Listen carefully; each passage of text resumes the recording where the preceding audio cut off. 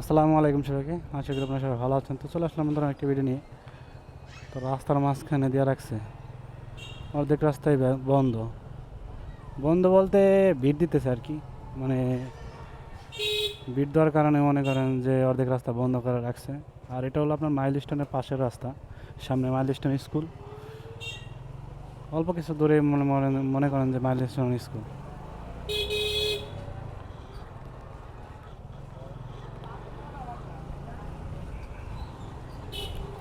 তো এখানে অনেকগুলা ভিট আছে, ঠিক আছে। এতগুলা ভিট কোনো রাস্তায় আছে কিনা সন্দেহ। তারপরে মনে করেন যে খালি ভিট দিতে আছে।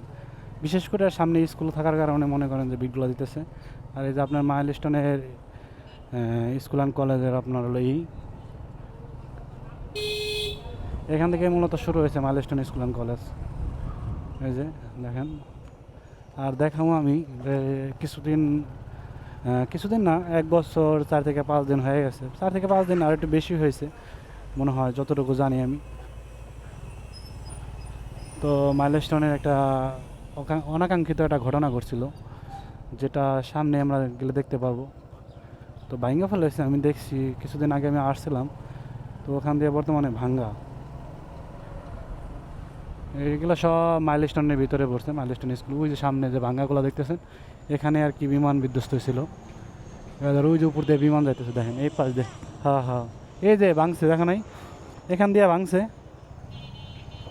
মূলত। এখানে আর কি বিমান বিধ্বস্ত হয়েছিল, যেখানে আমি বর্তমানে আছি, ঠিক আছে।